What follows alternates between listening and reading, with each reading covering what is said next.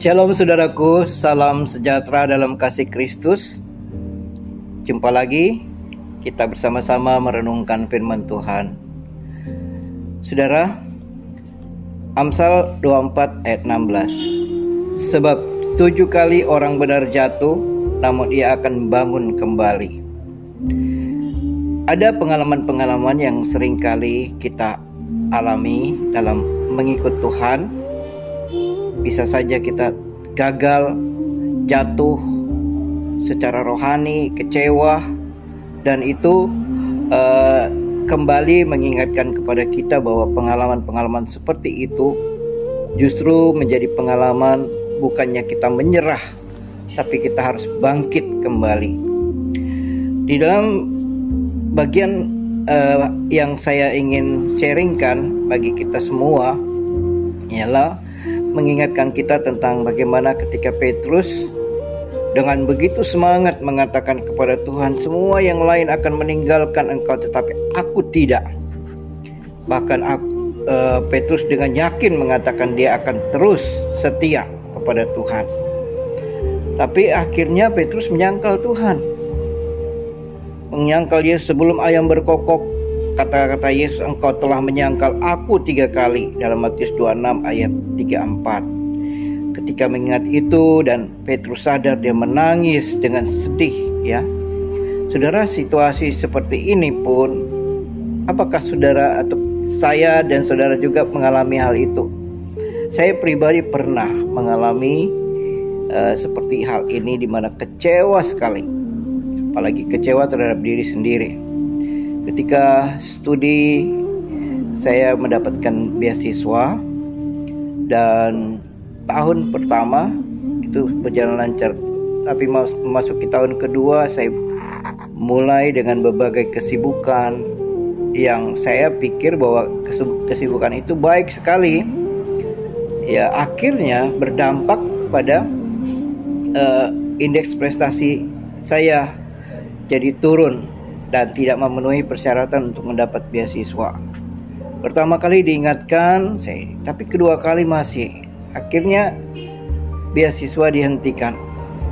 Dan pada saat itu seorang misionaris yang memanggil saya dan mengatakan, "Tim,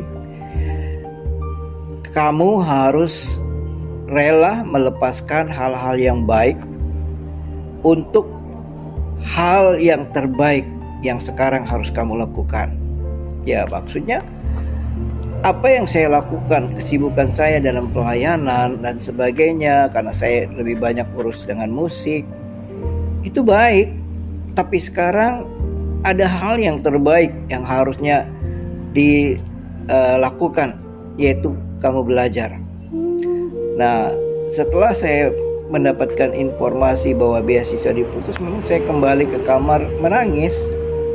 Dan saya menyadari seringkali hal-hal seperti itu kita harus alami untuk membentuk kita untuk bangkit lagi.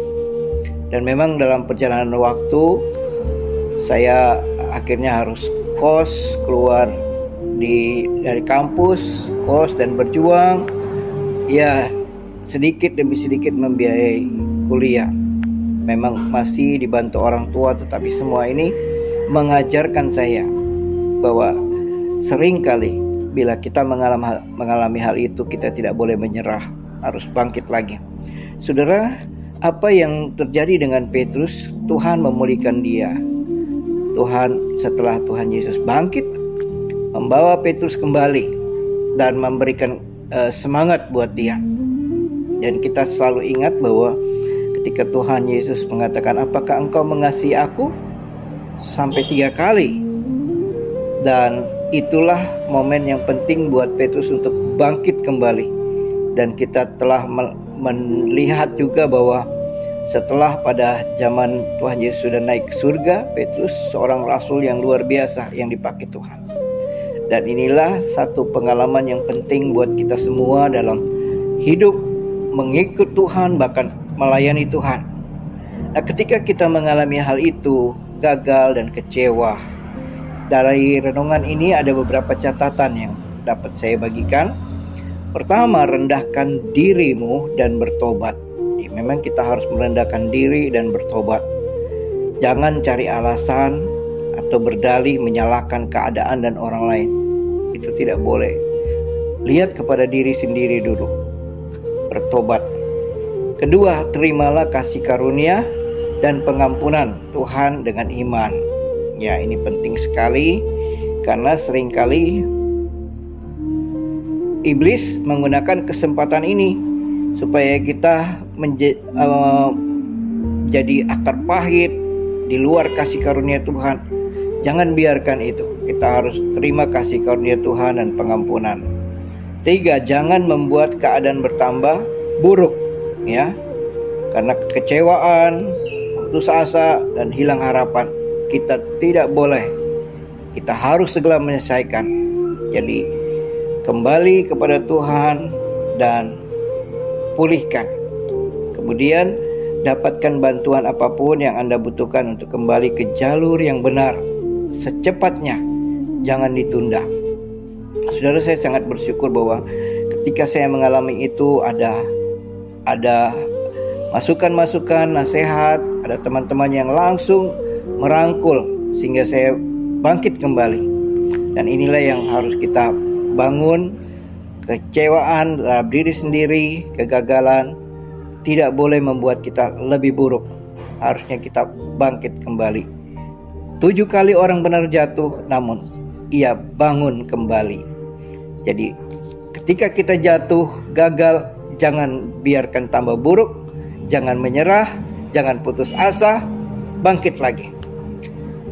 Selamat beraktivitas, Tuhan Yesus memberkati, sukses selalu, dan biarlah hidup kita semakin hari mengalami kasih karunia dan kemurahan dari Tuhan. Amin.